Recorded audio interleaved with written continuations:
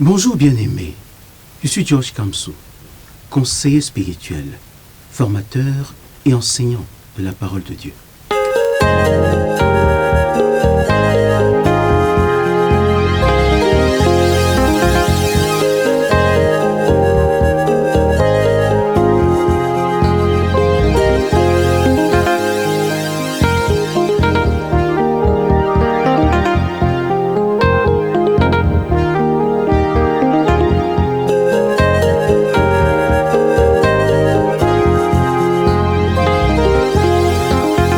Je vous souhaite la bienvenue au nom de Clarisse Kamsou, la promotrice de la Cité des Anges. La Cité des Anges est un lieu de restauration. Nous aidons ceux qui sont vaincus à devenir des vainqueurs.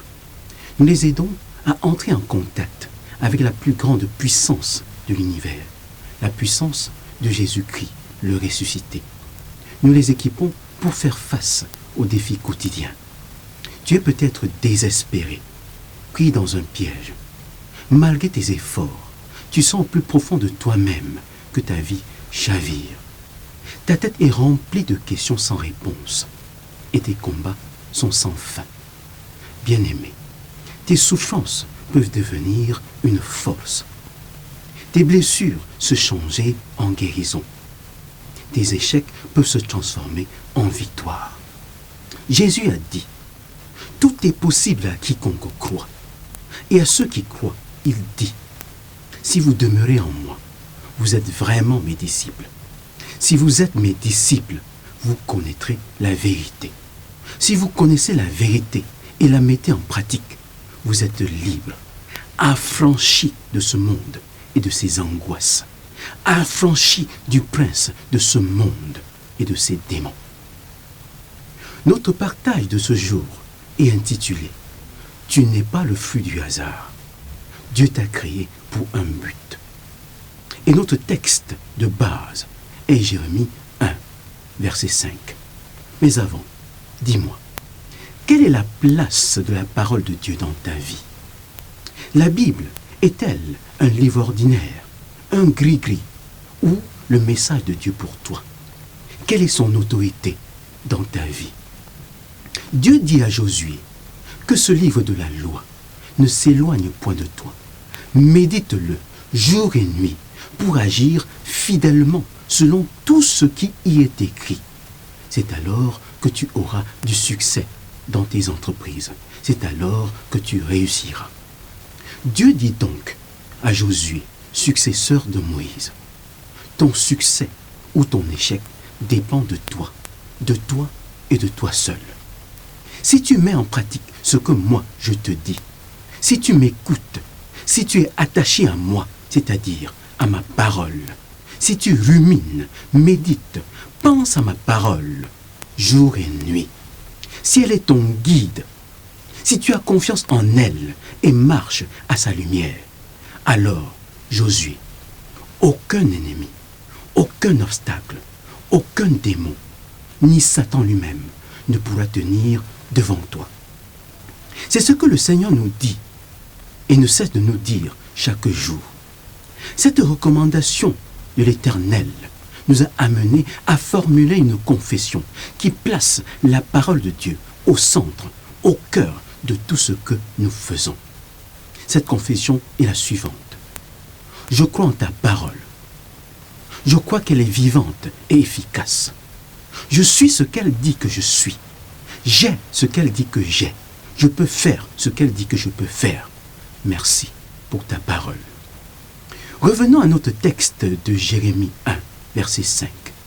Dieu dit à Jérémie, « Avant que je ne t'eusse formé dans le sein, dans le ventre de ta mère, je te connaissais. Avant que tu ne fusses sorti de son sein, je t'avais consacré, je t'avais établi prophète des nations. » Avant que Jérémie ne naisse, avant qu'il ne soit conçu, Dieu l'avait établi, prophète des nations. Que tu le veuilles ou pas, mon frère, ma sœur, avant que tu ne naisses, avant que tu ne sois conçu, Dieu te connaissait. Il t'avait établi dans un domaine.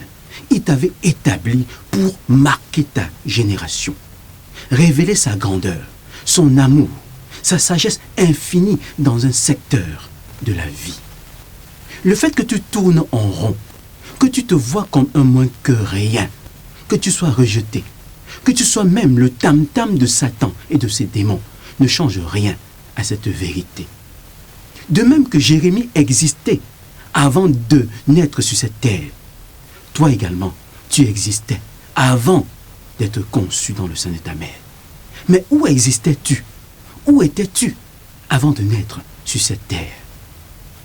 Faisons l'homme à notre image et selon notre ressemblance, qu'il domine sur les poissons de la mer, sur les oiseaux du ciel, sur le bétail et sur toute la terre.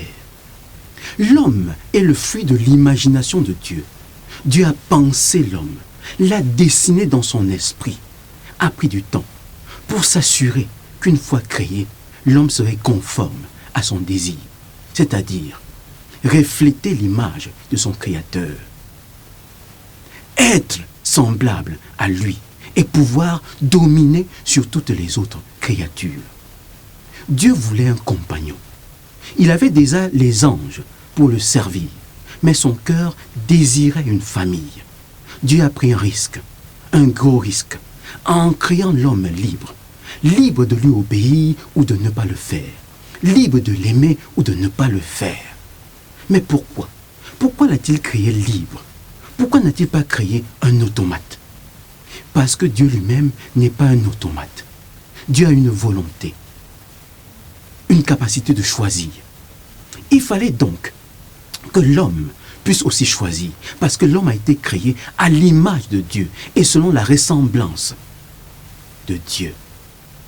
Donc, il fallait que l'homme puisse choisir d'obéir à son Créateur ou de ne pas lui obéir, choisir de lui dire oui ou non.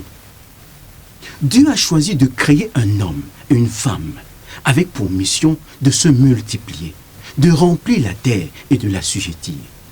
Dieu aurait pu créer d'un seul coup des milliards d'êtres humains, hommes et femmes, et aurait de ce fait rempli toute la terre. Mais Dieu voulait un compagnon. Dieu voulait quelqu'un avec qui cheminer, quelqu'un qui le représenterait. C'est d'ailleurs Adam qui a donné un nom aux animaux que Dieu a créés. Comme Adam, tu existais dans la pensée de Dieu. Tu existais dans la mémoire de ton Créateur. Tu existais dans l'esprit du Tout-Puissant. Tu n'es pas le fruit du hasard. Dieu t'a désiré, t'a aimé.